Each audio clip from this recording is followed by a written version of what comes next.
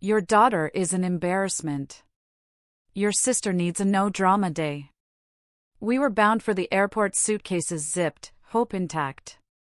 I didn't weep or plead. I acted. When they saw us again, they turned white. Have you ever had your entire world shatter over the sound of a phone call, knowing your child's innocence was about to be obliterated by the very people who were supposed to love her most? What do you do when your own mother tells you, point blank, that your 6-year-old is embarrassing and not welcome at Thanksgiving dinner? It wasn't a suggestion. It wasn't a gentle maybe next year. It was a command, delivered with the kind of casual authority that assumes you'll just obey. Like slamming a door in my face, the impact rattling every picture frame in my life. And the worst part? It wasn't that they said no. It was how effortlessly it came out. Like canceling a reservation. Like returning an item that simply didn't fit their aesthetic. Your daughter is embarrassing, she said. Your sister needs a drama-free day. My daughter, Ivy, and I were already on our way to the airport. Past the point of theory, past the careful folding, the little rituals that make traveling with a kid feel manageable. Our suitcase was crammed in the trunk, that stubborn zipper always fighting back. Ivy's small backpack, bursting with crayons, an unfinished book, and enough crumbling snacks to perpetually dust my car, sat beside her in the back. We were in motion, on asphalt, fully committed. All morning, Ivy had been absolutely glowing. Her excitement buzzed off her like static electricity.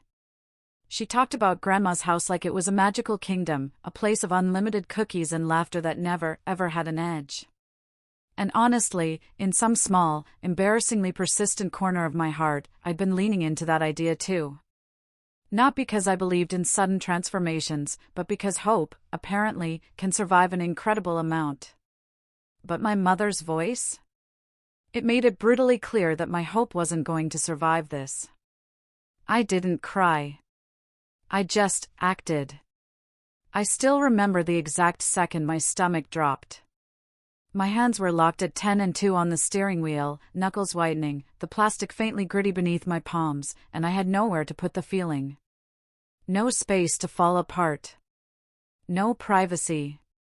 No pause button. That sickening lurch wasn't metaphorical, it was a physical punch, like gravity had shifted inside my torso. My throat tightened, my skin went cold. My brain did that frantic, useless scramble, trying to find a version of reality where what I'd just heard hadn't happened. But the world insisted on continuing, traffic was still traffic, and that felt obscene. My parents, I realized with a sharp, sudden clarity, had always been good at that. Continuing. Smiling. Acting like the person they'd just excluded had simply evaporated. We were on the freeway, the day before Thanksgiving. The sky was that flat, damp November gray that makes everything look exhausted. Clouds hung low, pressing down like a heavy hand, and the light had no warmth, just a dull, washed-out brightness. The airport signs in the distance promised order, exits, terminals, as if life could still be managed with arrows and numbers. My dashboard clock blinked its quiet insistence. I could almost taste the metallic anxiety of travel, the imagined security lines, the half-formed dread of being late. And still, until my phone rang, I'd been letting myself believe we'd get there, like we deserved to. Ivy was in her booster seat, kicking her feet like she had springs in her shoes. She'd been counting down to this trip like it was Christmas, her birthday, and a unicorn sighting all rolled into one.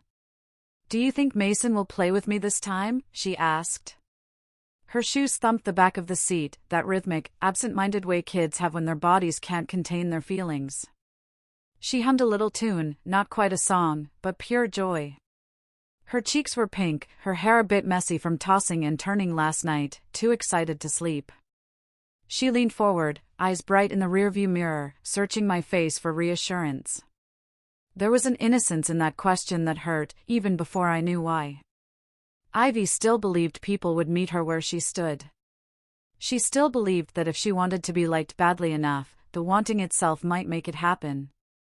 And I hated, suddenly, how much she'd learned to ask, not demand. Mason was my sister Allison's son, 7 years old, and he treated Ivy like a mildly interesting app he could close whenever he got bored. I'm sure he will, I said, using the voice mothers use when they're lying for peace. Mason's attention always came with conditions. He could be charming for exactly as long as it benefited him. Then he'd flick Ivy away with a look, a shrug, a sigh so exaggerated it felt rehearsed. Ivy would hover on the outskirts of his games, trying to insert herself with that careful politeness kids learn when they've been gently rejected enough times. I'd watched it happen before, felt my own discomfort rise like heat in my chest, wanting to scoop Ivy up and leave, but also wanting to prove, again, that she could win them over if everyone just tried harder. That was the family script. If something hurt, it was because I hadn't performed correctly. So, I lied softly, peacekeeping, smoothing, the same reflex I'd spent my whole life practicing. And Paige is going to show me her new Barbie. Ivy continued, utterly undeterred. Her excitement didn't trip over my lie, it ran right past it, bright and determined. Ivy always had that quality, like she could build an entire future out of one good possibility and live in it comfortably. She tucked her chin down against her shoulder in a shy little grin, already picturing the Barbie, the accessories, the moment of being included. Paige, Allison's daughter, was 9, and already practicing the kind of facial expressions you see on restaurant critics. Paige's looks could slice. She had that early mastery of disdain, communicating entire criticisms without saying a word. She could arch an eyebrow and make Ivy feel like she'd spilled something, even when Ivy was just standing there, hopeful. But Ivy didn't seem to register that yet. Or maybe she did, and kept going anyway. Either way, it was something like courage. Ivy hummed to herself, hugging the little stuffed fox she'd insisted on bringing, so he can have Thanksgiving too. She'd made place cards at school, little folded pieces of paper with our names and drawings of turkeys that looked like they'd survived a small explosion. She was so excited to see her grandparents. The fox's fur was worn in patches from being loved too much, one ear drooping at a stubborn angle. Ivy held him with both hands, fingers pressed into his sides as if anchoring herself. The place cards were tucked into her backpack, creased from being opened and closed a dozen times. She'd show me the turkeys with pride, scribbled feathers, lopsided eyes, bright colors that refused realism. She'd written Grandma in careful letters, tongue between her teeth as she concentrated. She'd insisted Grandpa needed one too. Mason. Paige. Allison. Justin. Even though she wasn't sure if they'd sit at the same table. She'd imagined a world where her presence mattered enough to be named. She kept saying Grandma's house like it was a magical location with enchanted snacks. I was hopeful, not in a naive way, but in a maybe this year everyone will behave like adults for 4 hours way. A cautious, fragile optimism, like balancing a glass ornament on a moving bus. The truth was, I'd been running on that kind of hope for years. Small, breakable, handled carefully. It wasn't the hope of someone who'd never been disappointed, but the hope of someone who'd learned to expect disappointment, and still showed up anyway. I knew what family gatherings could be like, the tight smiles, the offhand comments dressed up as jokes, the way Allison could say something cutting and my parents would pretend it was harmless. I knew Ivy would probably be told, gently or not, to calm down, to lower her voice, to stop being so much. But maybe, just maybe, there would be a moment where my mother ruffled Ivy's hair and meant it. Maybe my father would laugh at something Ivy said without looking at his phone. Maybe Allison would act like I wasn't an inconvenience. Maybe. That word is powerful. It can keep a person walking toward a door that's already locked. Then my phone rang. The screen lit up with Mom. I smiled automatically. It was instinct, muscle memory. My face moved before my mind did, like my body was still trying to be the good daughter, the safe daughter, the agreeable daughter. Before anything had even happened, I felt that familiar tightening in my chest, the preemptive readiness to absorb whatever came next and pretend it didn't hurt. Because apparently, my nervous system hadn't gotten the memo that I was allowed to be wary. "Hey," I said, tapping the button and putting it on speaker. The sound filled the car immediately, my mother's presence suddenly in the small space with us. I told myself speaker was practical, driving laws, safety. But there was another part of me that did it because I still, in some stubborn corner, wanted Ivy to hear her grandmother's voice and feel that warmth. Wanted proof that our going wasn't a mistake. "Hi, Sarah," my mother said. Her tone was careful. Not warm, not casual. Controlled. Like a hand resting lightly on a lid to keep something from boiling over. I felt my smile falter just a fraction, and my eyes flicked to the road as if staying focused could prevent whatever was coming. Too careful, like someone trying to move a vase without letting you hear it scrape. My fingers tightened on the steering wheel, and in the rearview mirror, I saw Ivy's face turn slightly toward the sound of my mother's voice. Curious, open, trusting. Her mouth was parted a little, her expression soft with expectation. It hit me then how safe she felt in that moment. How uncomplicated. She had no idea she was about to learn something sharp about the people she'd been taught to love. "Hi, Mom," I said, keeping it light, keeping it normal, doing what I'd always done. Offering my best self first, just in case that could change the outcome. "We're on the way.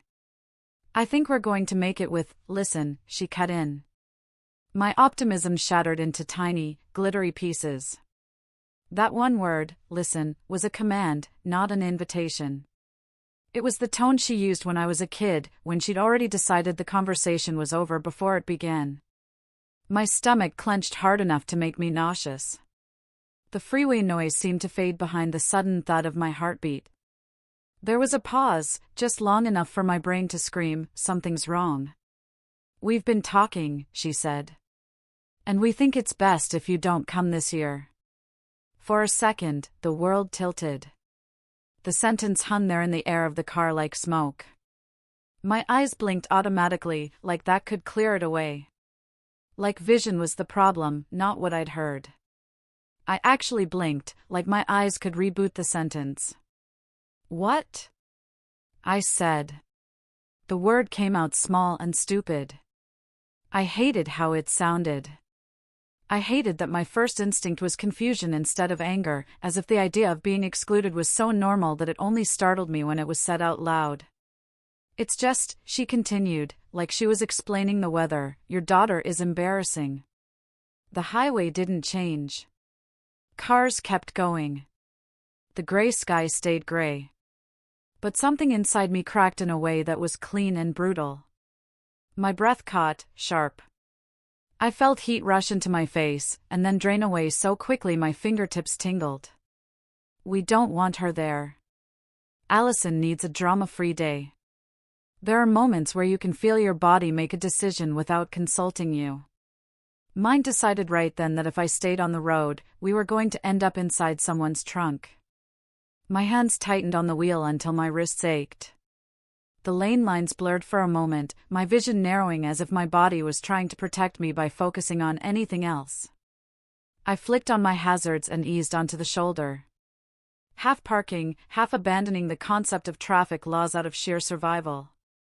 The car shuddered slightly as we hit the rougher edge of the road. Gravel pinged against the underside. Wind buffeted the side mirror. The steady rush of vehicles passing inches away made the whole car vibrate like it was trembling with me. If my car had feelings, it would have sighed and said, "Here we go." "Mom."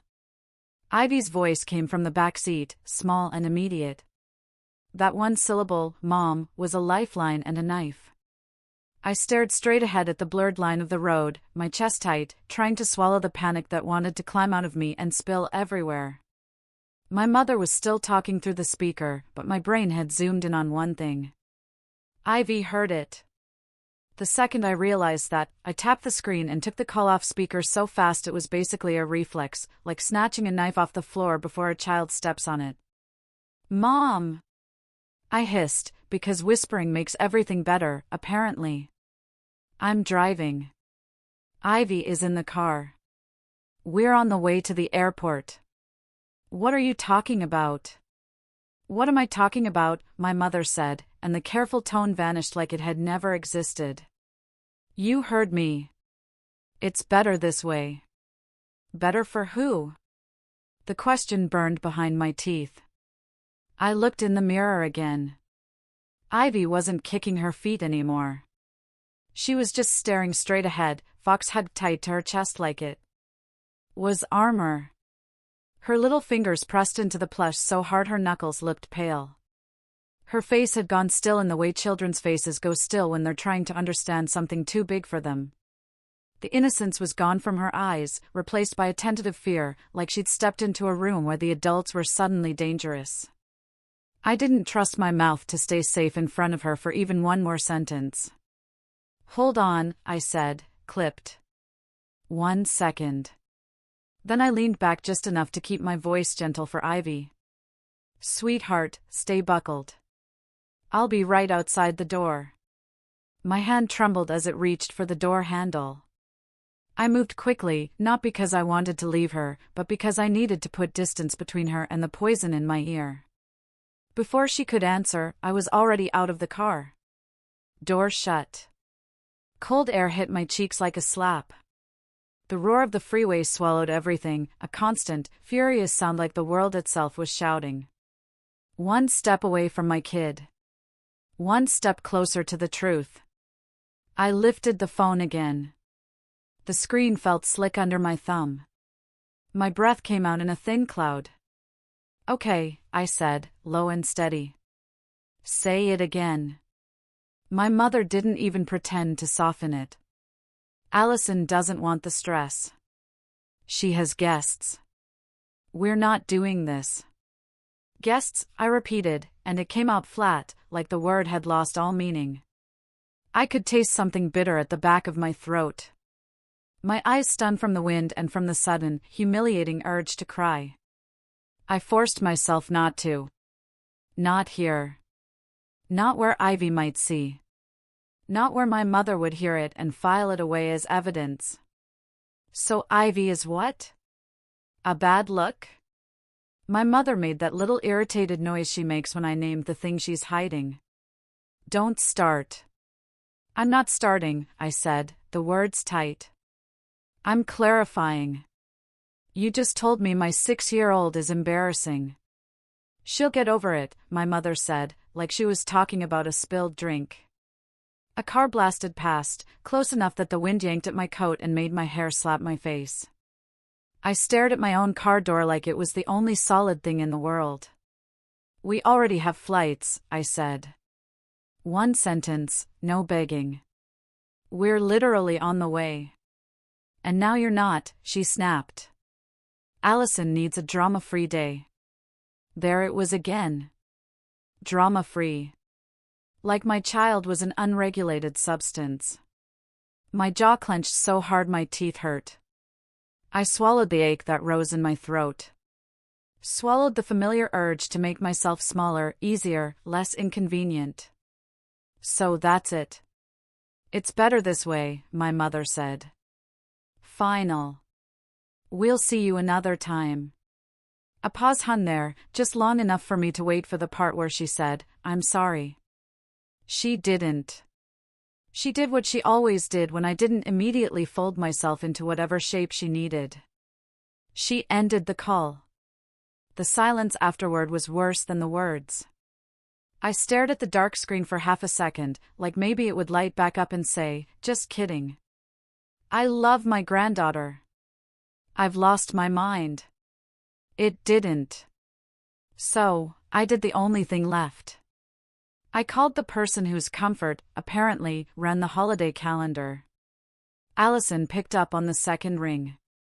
"What?" she said, already annoyed, like I'd interrupted something important. "Breathing, probably." "Did you tell Mom not to let us come?" I asked. "Because of Ivy?" A beat. Then a sigh. One of those sighs designed to make you feel embarrassing for speaking at all. "Sarah," Allison said, "I have people coming." "People?" I echoed, and my voice sounded strange even to me. Too steady, too thin. "Justin has clients," she added quickly, like that made it noble, like it was charity work to host Thanksgiving for the commercially important. My stomach went cold, like ice water poured straight through me. The shoulder of the freeway felt suddenly too exposed, the wind too sharp, the cars too close, my own body too full of nowhere to go, feeling. So, you didn't want questions? I said. There was silence, just long enough to count as an answer. Allison's voice sharpened. I don't want a scene. My child exists, I said. That's the scene. You're doing it right now, Allison snapped. This is why nobody can deal with you. You make everything dramatic. I didn't argue. I didn't explain. I didn't try to teach empathy to someone who treated it like an elective. Okay, I said, and my voice was calm enough that even I didn't recognize it. Got it. I ended the call before she could reply. I stood there on the shoulder of the freeway for a few more seconds because I needed to breathe, because my hands were shaking and I didn't want Ivy to see that either. Didn't want her to believe she was powerful enough to break her mother. I pressed my palm briefly against my thigh, grounding myself in the pressure, the cold seeping through my jeans. Then I opened the door and climbed back in. The car smelled faintly of strawberry hand sanitizer and the sweet, stale crumbs of Ivy's snacks. The hazards blinked on and off, on and off. A steady pulse that felt like a distress signal. Ivy's eyes flicked to my face immediately, searching for clues the way kids do when they don't have words yet. Her gaze was too grown up for 6, too careful. I forced my face into calm. The kind of calm mothers learn in hostage situations. Hey, I said softly. Ivy didn't hesitate. They don't want me. The words dropped into the car like a stone. My throat tightened so fast it felt like my body had slammed a door from the inside. I had a sudden, vivid urge to scream into the steering wheel, to make a sound big enough to match what I was feeling. But Ivy was watching me, and I had one job. No, I said automatically. Don't lie, Ivy said, voice wobbling. I heard it. Grandma said I'm embarrassing. The shame on her face was unbearable, like she was already turning the blame inward, already trying to figure out what about her was wrong. Her shoulders curled slightly, as if making herself smaller might fix it. I sat back and stared at the highway. My hazards blinked steady and bright, like my car was quietly calling for help. I'm sorry, I said, and it came out rough. I hated that those were the words. I hated that sorry was what I had when what I wanted was to reach back through time and shield her from ever hearing it at all. Ivy hugged her stuffed fox tighter, like she could protect it from shame. I stared at the airport signs in the distance, and I realized something with a kind of stunned clarity. I could still make this day about us. Not about their rejection, not about Allison's clients, not about my mother's cruel efficiency. About us. I put my hands back on the steering wheel, feeling the faint vibration of the engine. I signaled, absurdly polite, as if the world hadn't just cracked open and merged back into traffic. Then, I turned the car around. Ivy didn't say anything for a while. That was the scariest part. A quiet 6-year-old is never a good sign. The silence in the car had weight. It pressed against my ears. Ivy's usual chatter was gone, replaced by a stillness that felt like grief wearing a child's skin. I kept glancing in the mirror, wanting to catch her eye, wanting to reassure her without turning it into a lecture. But there were no clean words for what had happened. I drove us to an ice cream shop because I didn't know what else to do with a broken heart and a child who still believed in grandparents. The shop was bright inside, fluorescent and warm against the gray afternoon. The air smelled like sugar and waffle cones, like childhood and comfort. A bell jingled when we walked in, the sound almost too cheerful. Pick whatever you want, I said. 2 scoops? Ivy asked, voice small, cautious, like she was asking permission to take up space.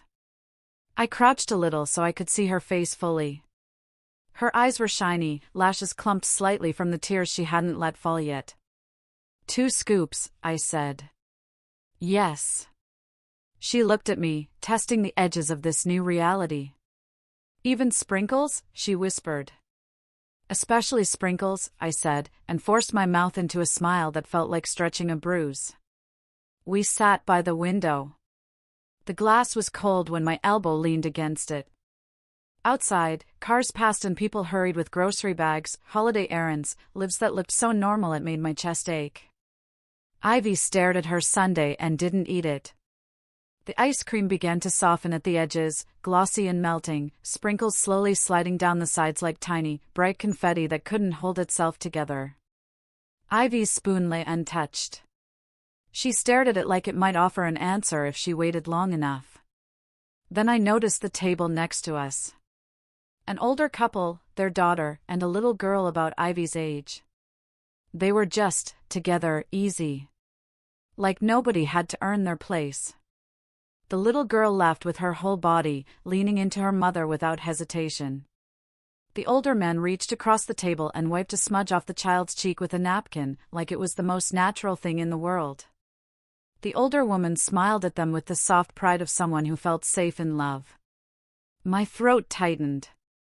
I looked away fast, like that would stop it. It didn't. The older woman leaned over, gentle. "Hey," she said. "Are you okay?" I opened my mouth to say, "Fine." Nothing came out. The truth was lodged somewhere in my chest, too heavy to move smoothly. I swallowed, but my throat stayed tight. Ivy sniffed beside me, quiet, like she was trying to be small enough to not cause trouble. That broke something because no child should learn that lesson. Not at 6. Not ever. The older woman looked from Ivy to me and softened. "Would you two like to sit with us?" Before I could answer, their little girl slid off her chair and walked over to Ivy. "I'm Mia," she said. "Do you like unicorns?" Ivy blinked, like she couldn't quite believe she'd been addressed so simply, without judgment. "Yeah," she said, and the word was shy, but real. "Come on," Mia said, and Ivy followed her to the play corner like her body remembered how to be a kid. The relief that hit me was immediate and painful. My shoulders dropped a fraction. My lungs finally took a deeper breath. Ivy's fox dangled from her hand as she walked, no longer clutched like armor. The older woman smiled. "I'm Barbara. This is Walter, and that's our daughter, Julia." "Sarah," I said. "And Ivy."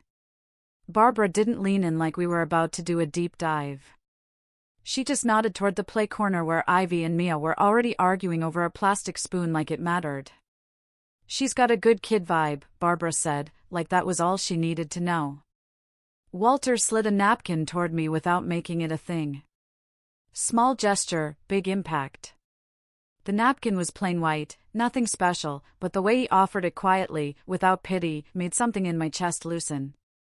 I dabbed at the corner of my eye before I could stop myself, furious at my own weakness and grateful at the same time that someone was pretending it wasn't weakness at all. Julia gave me a quick sympathetic look and said, "Holidays can be a lot." I let out a breath that wasn't quite a laugh. That's one way to put it. Barbara watched me for a second, quiet, not nosy, and asked gently, "Are you okay?" I should have said yes. I should have said just tired and moved on, like I always do, but my mouth betrayed me. "Not really," I admitted. And then, because the dam was already cracked, one sentence slipped out. "We were supposed to fly home for Thanksgiving, and my mom called and told us not to come." Barbara's expression changed. Not dramatic, just immediate, like the words had landed in her body the way they'd landed in mine. "Because of Ivy?"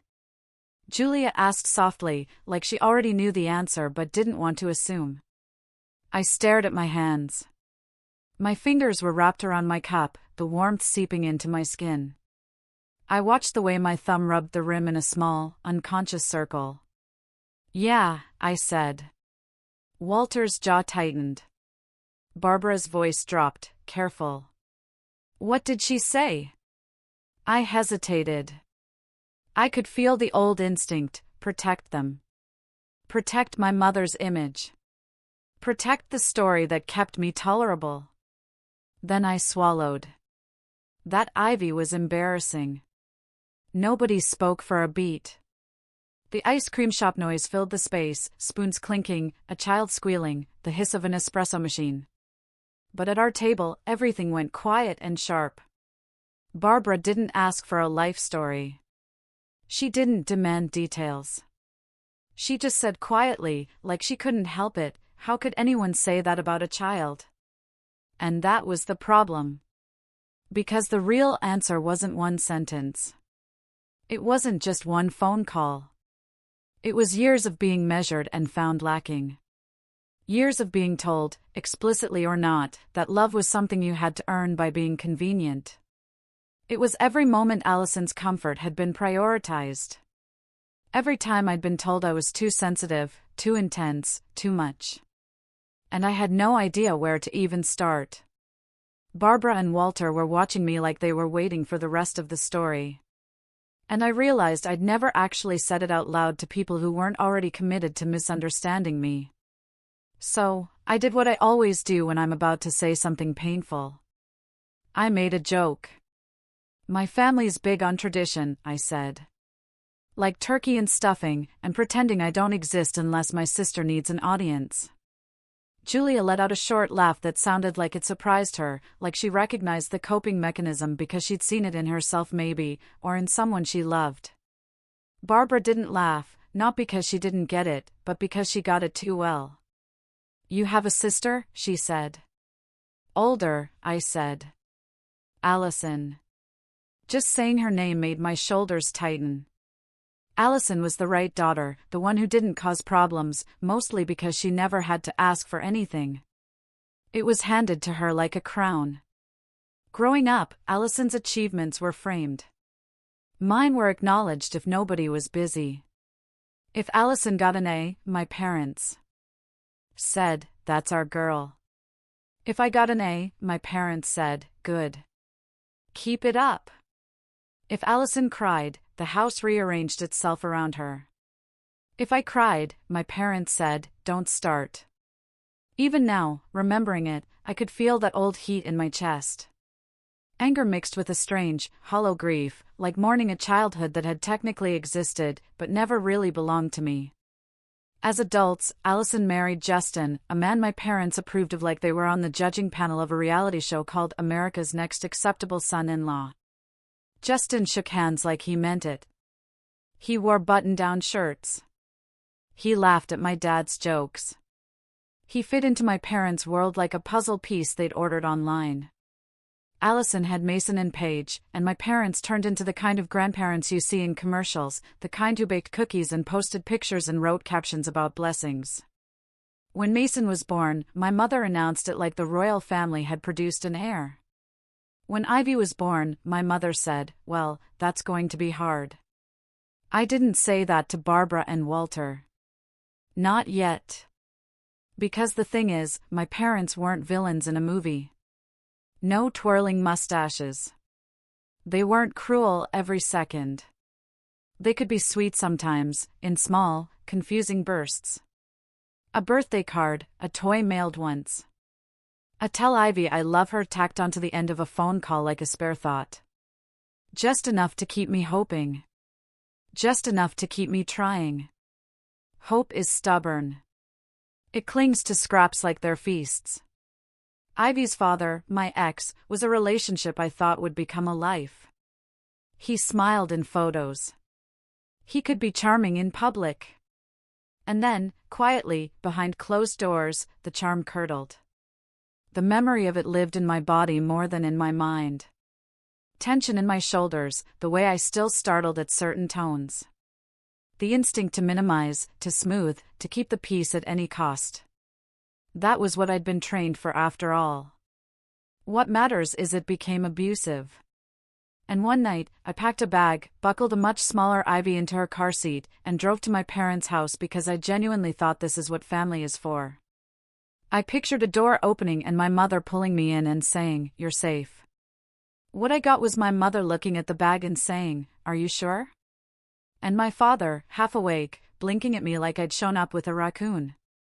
"He seemed fine," my mother said. You've always been sensitive, Sarah. Sensitive. Another family motto.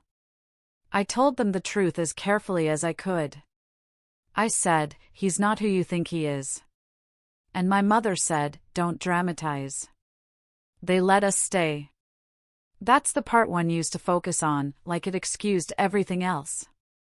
But staying felt like living inside a warning label. Nobody screamed at me. Nobody threw us out in the snow. It was subtler than that.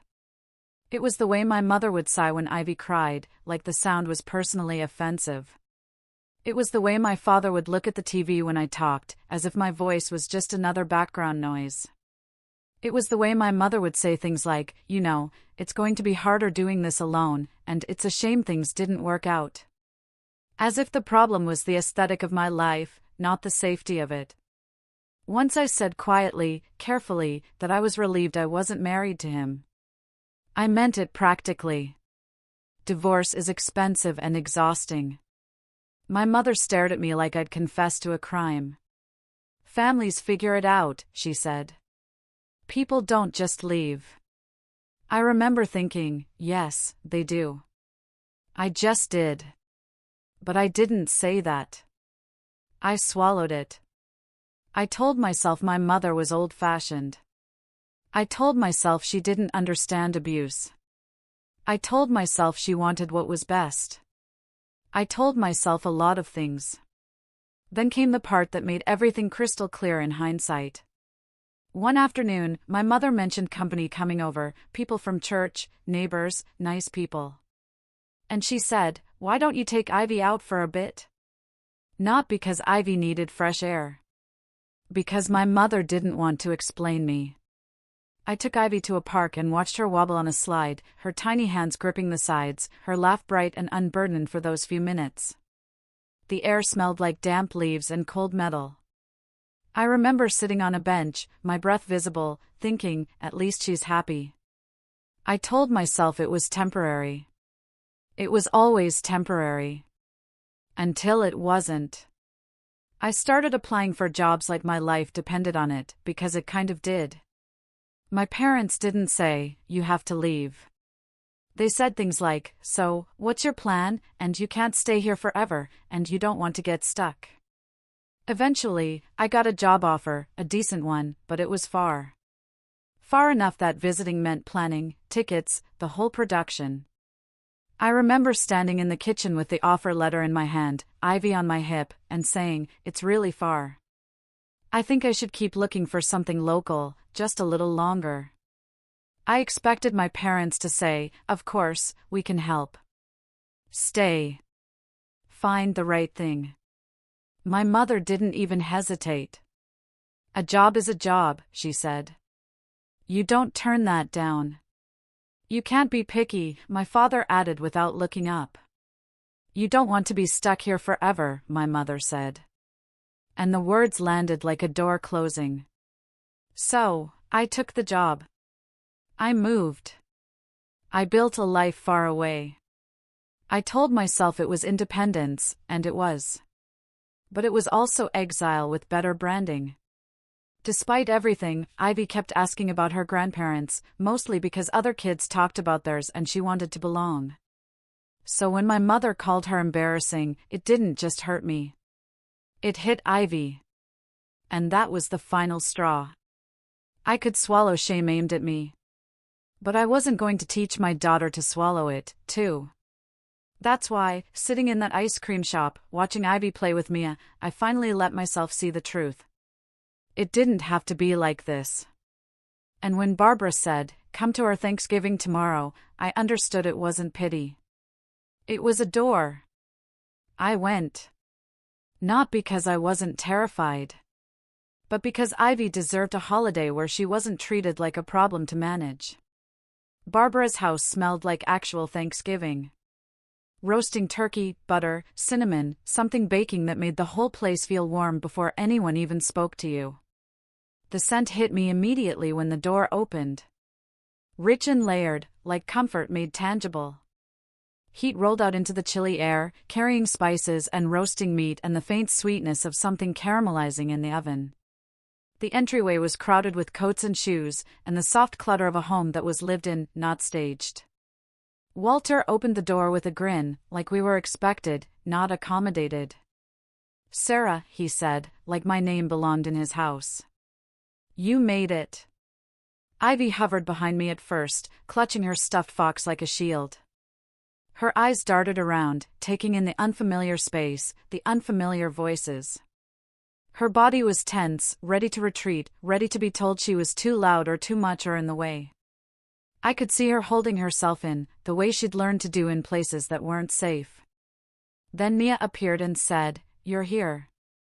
Like it was the best news of her life. Ivy's shoulders dropped 1 inch. Then another. Barbara handed me a glass of something warm and said, "Kitchen's that way. Shoes wherever." Then, like it was the simplest truth in the world, she added, "Your family today." Family today. That phrase could have been corny. Coming from Barbara, it felt like truth. Ivy and Mia disappeared into a room full of toys, and I stood there in the entryway with my coat still on, blinking like someone who'd walked into the wrong movie. Then my phone buzzed. I checked it quickly, out of habit. Like maybe the universe would send me an apology text and I could go back to believing in magic. It was Facebook. And there it was, a photo of my parents at the table with Allison and Justin, Mason and Paige, all smiling, posed, perfect. My mother's chin lifted just so, her expression practiced. My father looked present, but distant, as if he'd been told to sit in the right place and comply. Allison's smile was wide and flawless. Justin leaned in like he owned the moment. Mason and Paige looked polished and performative. The kind of kids who already knew how to look happy for pictures. The kind of picture that screams, "We are grateful. We are blessed. We are also very good at angles." The caption was something about family and nothing like time with the grandkids. Hearts. Comments. People saying, "So beautiful," and "Love this." There was no mention of me, no mention of Ivy. Not even a polite lie like missing someone. Just clean eraser. I stared at it for a long second, and something in me went very still. Not sad, not shocked. Just done.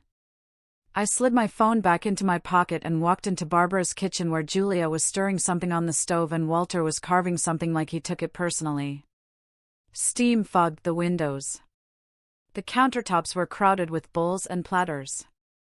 The sound of laughter drifted in from the living room. There was music playing softly. Something warm and old-fashioned. Barbara glanced at my face and didn't ask. She just nudged a plate toward me and said, "Sit. Eat while it's hot." And here's the thing. I didn't cry. Not because I wasn't hurt. But because I finally understood that my tears were wasted on people who used them as proof I was dramatic. So, I took action. It wasn't dramatic action. It wasn't revenge. It was a quiet, internal decision, so firm it felt like steel. Ivy would never audition for love again. Later, while we were eating, Ivy leaned toward me and asked very softly, "Mom, do you think Grandma will ever want me?" My fork paused in midair. The room around us kept moving. Plates passed, someone laughing at a story. Walter asking who wanted more gravy. But for me, everything narrowed to Ivy's voice and the small tremble underneath it. Her eyes were fixed on her mashed potatoes as if she couldn't bear to look up and see the answer on my face. Across the table, Barbara didn't look at me. She didn't need to. I could feel her listening, steady and present, like a hand bracing a door. I forced my voice into calm. "You are not the problem," I said. "Not ever." Ivy nodded like she wanted to believe me, but wasn't sure she was allowed to. Julia reached over and slid Ivy an extra roll. "No fuss, no poor baby. Just, here. You're included." After Thanksgiving, my parents didn't text. I didn't text. Days turned into weeks. Weeks into months. It wasn't a dramatic cutoff. It was mutual silence that proved how conditional my place in that family had always been. If I wasn't showing up to be managed, nobody came looking. Meanwhile, Sunday dinners at Barbara and Walter's became normal. Every week, 5 o'clock, like a standing appointment with safety. Slowly, Ivy's drawings started appearing on their fridge, crayon rainbows, lopsided stick figures labeled carefully. A kid cup stayed in the cabinet like it lived there. Mia would save Ivy a seat without being told. Walter would ask Ivy about school like her answer mattered, leaning in as if every detail of first grade was worthy of serious attention. One Sunday, Ivy spilled apple juice on the table. I flinched because my body still expected sighs and eye rolls. Honestly, Sarah, Barbara just grabbed a towel and said, "It's a table." "It's been through worse." Walter nodded solemnly. "I once spilled gravy on a Thanksgiving centerpiece in 1998. The family survived." Ivy giggled. A real giggle. Dry humor is how I survived my childhood. Warm humor is how Ivy was healing. And then, one afternoon, it happened. Ivy was running toward Barbara in the kitchen, arms open, and she shouted, "Grandma Barbara." I stopped breathing because I expected correction. I expected discomfort. I expected someone to say, "Oh no, sweetheart, I'm not your." Barbara turned, opened her arms, and said, "There's my girl." Just like that. Walter looked up from the newspaper and said, "Hey, kiddo." And Ivy beamed. I went to the bathroom and stared at myself in the mirror for a full minute because my eyes were wet, and I was furious at how unfair it was that love could be that easy if people simply chose it. That week, I updated the documents that mattered. School pickup, emergency contacts, medical permissions, and a guardianship plan. Quiet, legal, permanent. If anything happened to me, Ivy would go to Barbara and Walter. Not my parents. Not Allison. Not Justin. It was the most adult sentence I'd ever written, and my hand didn't shake once. Julia and I got closer, too. Not in a sit and discuss our feelings for 3 hours way. In a real-life way. We swapped childcare once. Then again. We vented while the kids played, voices low, eyes occasionally flicking toward the playroom with that constant parental vigilance. It started to feel like sisterhood without either of us naming it. Like closeness could exist without being a performance. Then Julia invited me to a single-parent play meetup she ran once a week at a community center. "It's low stakes," she promised. "Kids play. Adults pretend they remember how to socialize." That sounded like my kind of nightmare. So, I went. And that's where I met Lucas. He walked in with a little boy, Leo, who had a cowlick and the serious expression of a child evaluating whether this place had snacks.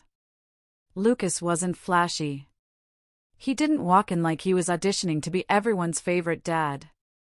He just noticed things. He held the door for a mom juggling a stroller. He picked up a dropped sippy cup like it wasn't beneath him. He nodded at Ivy like she was a person, not an accessory to me. It didn't happen all at once.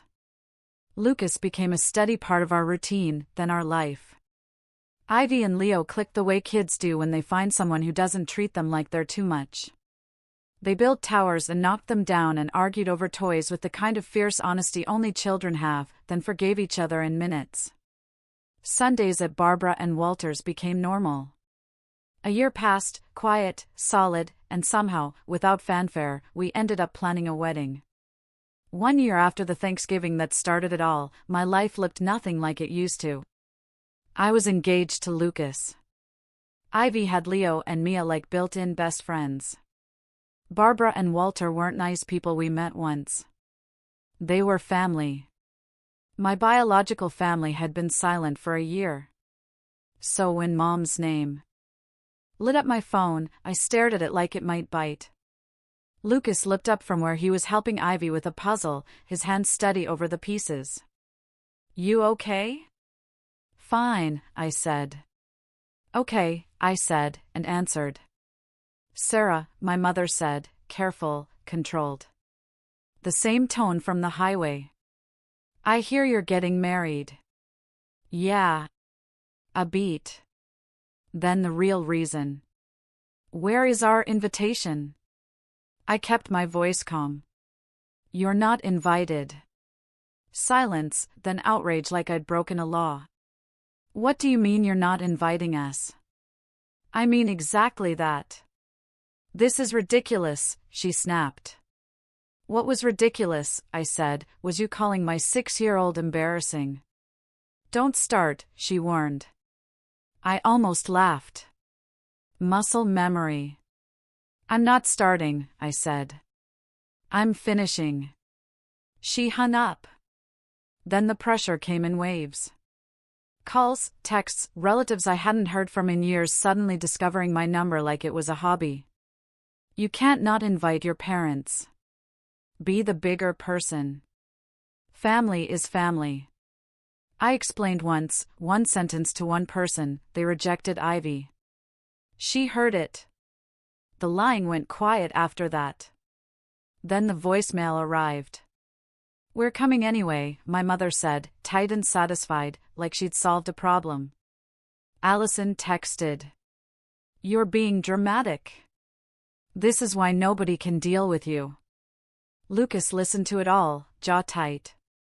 You're not crazy, he said quietly. Thank you, I said. I'd like that embroidered on a pillow. We arranged security for the wedding. One rule, no exceptions, no one approaches Ivy. Wedding day arrived. I was getting ready with Julia fussing over a curling iron, Barbara fixing Ivy's dress, and Walter standing nearby pretending he wasn't emotional.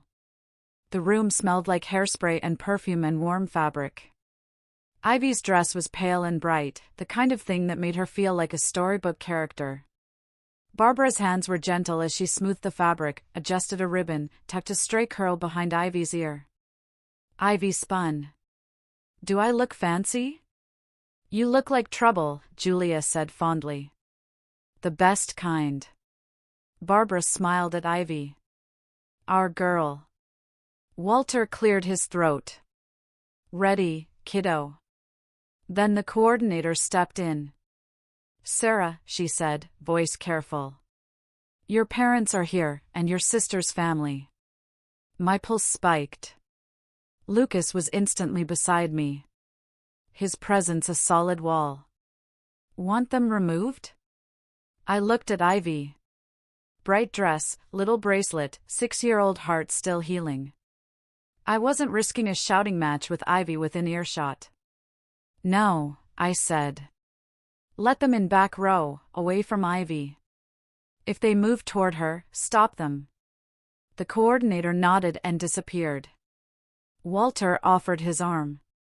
His hand was steady. That was the whole point. I stepped into the aisle. They were in the back. My mother stiff. My father shrinking.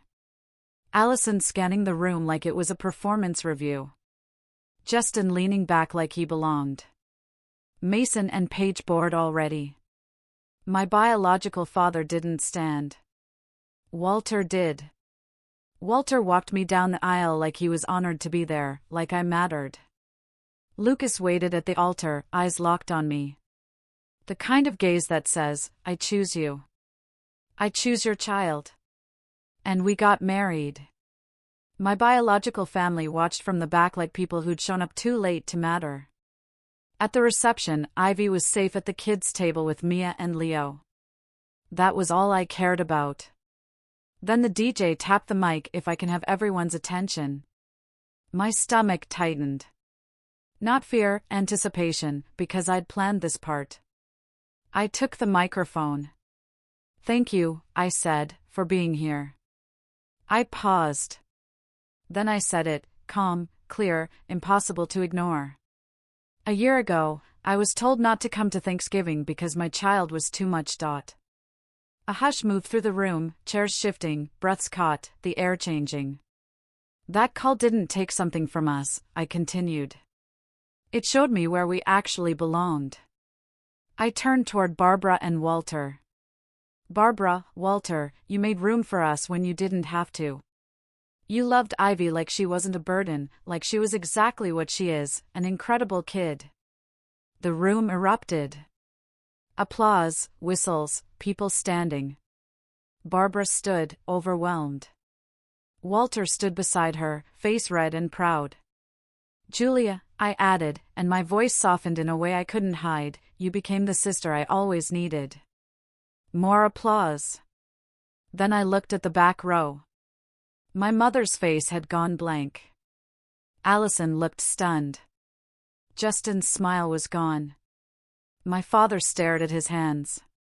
Their faces were pale because now the room knew. Now the story belonged to me. I handed the mic back and stepped into Lucas's arms. For one perfect second, it was mine. Then my mother shoved her way through the crowd. What did you just say? She hissed. The truth, I said. You humiliated us, she snapped. You humiliated a 6-year-old, I said. I'm just matching energy. Her eyes flashed. That's my granddaughter. I kept my voice low. You rejected her. We did not, she started. Stop, I said, and the word landed like a door closing. You said she was embarrassing. She tried the last weapon she had. You can't keep her from us. We have rights. And that's when I dropped it. If anything happens to me, I said evenly, Ivy goes to Barbara and Walter. Not you. My mother actually staggered. You what? You're not listed anywhere that matters, I said softly. My father's eyes filled. Allison looked furious. My mother spun toward Ivy like she could still reclaim something. There you are, she called, voice suddenly sweet. Come here, sweetheart. Security appeared instantly and blocked her. Walter stepped in too, quiet, immovable. Julia was already moving Ivy away.